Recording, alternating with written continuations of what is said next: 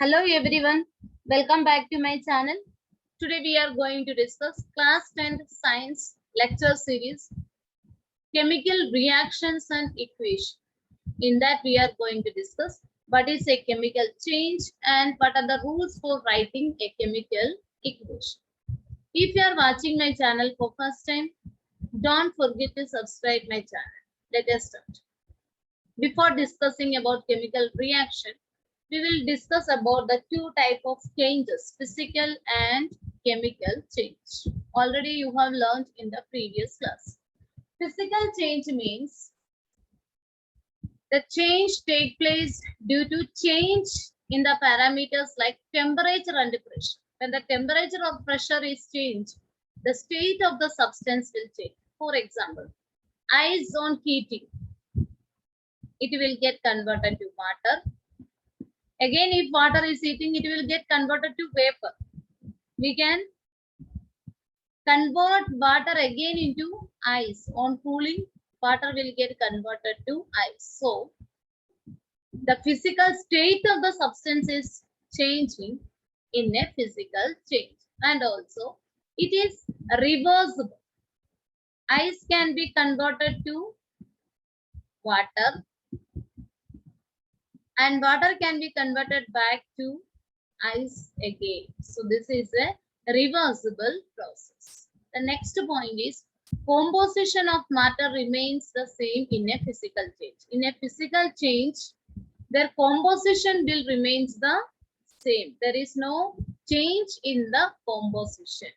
Their properties will remains the same. Only their state will change in a physical change. Or we can say no new substance is produced.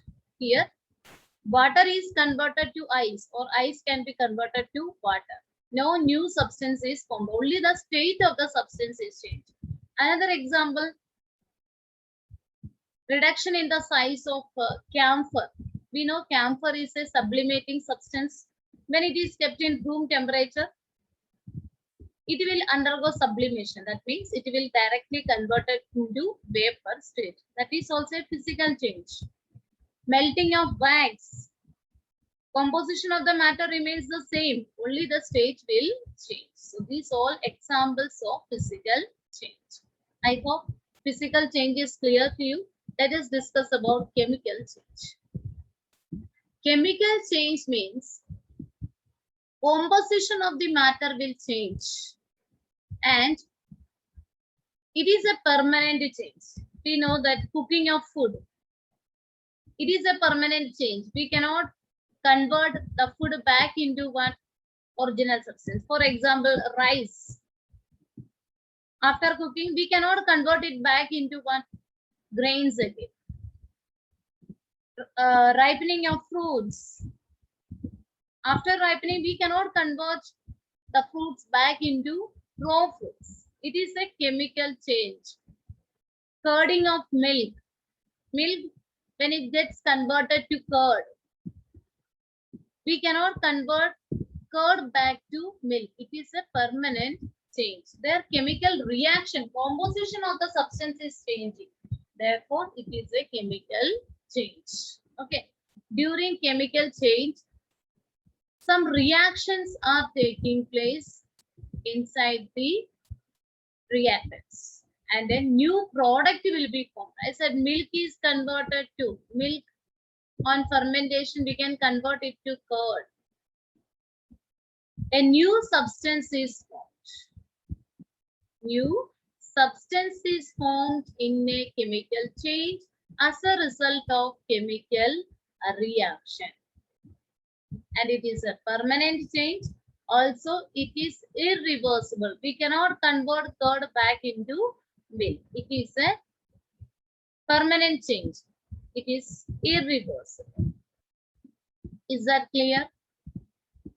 Rusting of iron, that is also a chemical change. Because of some chemical reaction, iron will undergo rust. These are all examples of chemical change. I hope it is clear to you, physical and chemical. Now, we learned in a chemical change, some chemical reactions are taking place, right? That is called the chemical change. So what is a chemical reaction? Chemical reaction is a process in which some substance undergo bond breaking and are transformed into new substance by formation of new bond. For example, zinc dust plus copper sulfate. Zinc dust, when we add to copper sulfate solution, we will get copper and zinc sulfate. Here you can see copper sulfate. The bond is between copper and sulfate. When we add iron into copper sulfate solution, this bond will break. Copper sulfate bond will break and a new bond is formed between zinc and sulfate. We will get zinc sulfate. So, bond breaking and new substance is formed by the formation of new bond. That is called a chemical reaction. I hope it is clear to you.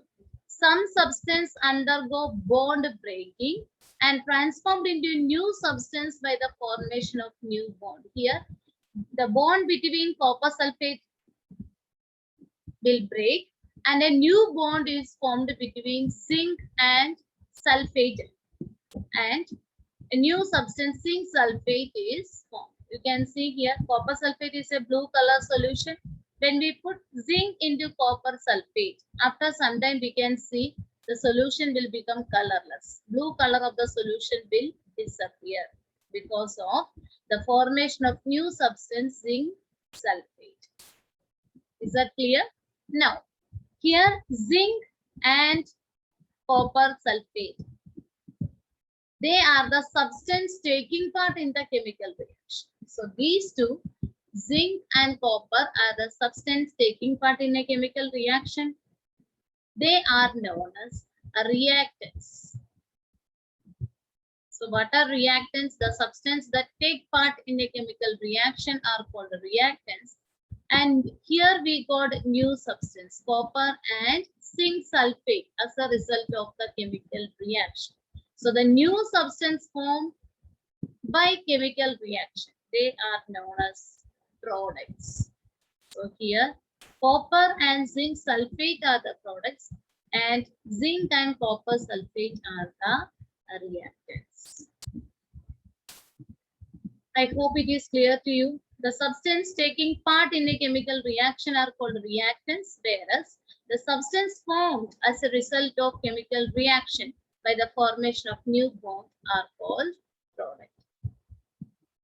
Now,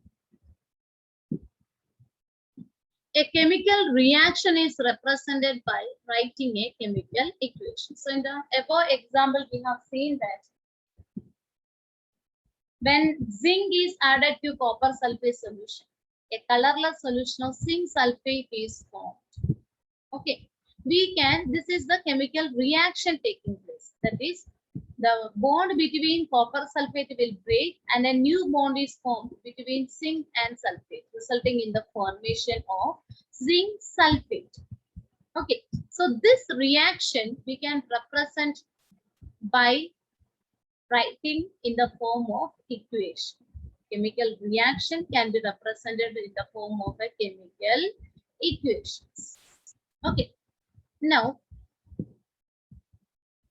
the above reaction is represented in the form of in words. Chemical reaction is represented in words. That is, aqueous solution of copper sulfate plus zinc dust gives aqueous solution of zinc sulfate plus copper. Here the chemical reaction is represented by words. This way of writing chemical equation is called a word equation. Is that clear? Chemical reaction is written in words. Such type of writing or the simple way of representing chemical equation, chemical reaction in the form of words is called a word equation. Now, from the word equation, we can represent the chemical reaction in the form of equation by using symbols. That is called a chemical equation. Understood? The above equation, word equation we wrote Zn plus CuSO4 gives Cu plus ZnSO4. So this way of writing a chemical reaction is called a chemical equation. I hope it is clear to you. Now there are some rules for writing a chemical equation. The first one is, in a chemical equation, the reactants are written on the left hand side, while products on the right hand side. We know that in the reaction of zinc with copper sulfate, we can write the chemical reaction as Zn plus CuSO4 gives Cu plus ZnSO4. We know that the substances which are taking part in a chemical reaction, they are called the reactants, and the substance formed as a result of chemical reaction is called the product. Here, reactants are written on the left hand side and product on the right hand side of this arrow. Okay, reactants are on the left hand side and product is on the right hand side. Then an arrow is heading towards the product is drawn in between them, that is between the reactants and the product, or we can say that reactants and products are joined by an arrow head, in which head of the arrow is pointing towards the reactant. This arrow will shows the or indicate the direction of chemical reaction. So this reaction is direction is in this way, from left to right. I repeat, left side we are writing reactants and right side we are writing products. Reactants and products are joined by an arrow, in which head of the arrow is always pointing towards the product. Okay, first one, that is the first rule. Now, next is, if the reactants or products are more or two, they are linked with a plus sign. Here you can see two reactants are there. These two reactants are joined by a plus sign. Same like that. If more than one product is there, they are joined by a plus sign. That is the second rule. Now, next, third rule is, to make chemical equation more informative, physical state of the reactants are indicated in the reaction. We know which are the physical state: solid, liquid, gas, and also aqueous solution is there. Aqueous solution means if water is added in that chemical, then it is called the aqueous solution. Okay, so that we have to represent in the bracket. If gas is there, then write in the bracket G. If liquid is there, write L in bracket. If solid is there, write S in the bracket. Okay, here the above equation can be represented as Zn, zinc is solid, so in the bracket we wrote S, plus CuSO4, copper sulfate solution. It is an aqueous solution. I said if water is added to the solution, that is called the aqueous solution. Next, gives zinc sulfate, that is also an aqueous solution, plus copper is a solid. So physical state we have to indicate in the bracket, then it will be more informative. So we can easily find out which are solid, which are liquid, which are gas, etc. Okay. Next is, if the product is gaseous, instead of G, it can be indicated by an arrow. So instead of writing gas G in bracket, we can also represent as up arrow. If up arrow is there, then that means it is gas, or gas is released. Same like that. If down arrow is there, that means a precipitate is formed. Precipitate means a product formed is insoluble solid in the form of precipitate. Then instead of S, we can write down arrow. Okay, arrow pointing downwards. If arrow is pointing downwards, that means a precipitate is formed. A precipitate means it is a thick solution. Okay, so if gas is there, up arrow is used. If precipitate is formed, down arrow is used. Next is when heat is given from outside to bring about a reaction, it is indicated by the sign delta written above the arrow that indicate the direction of the reaction. If heat energy is used in the reaction, then above the arrow delta sign, okay, a small triangle, this delta sign is used. If delta sign is above the arrow, that means in this reaction heat energy is used for the reaction to happen.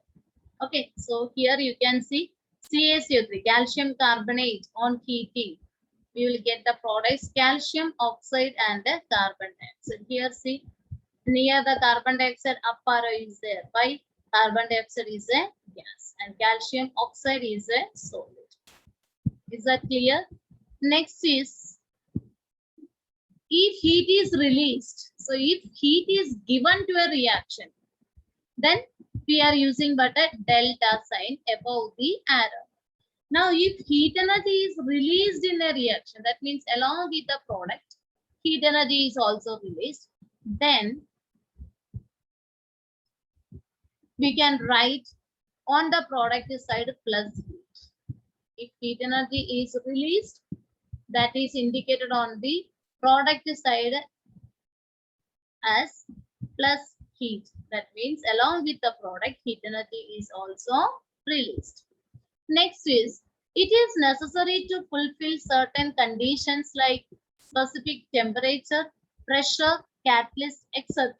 to bring about some reactions. These conditions are indicated below or above the arrow, indicating the direction of the reaction. That means if some reactions is carried out at certain temperature or at a pressure.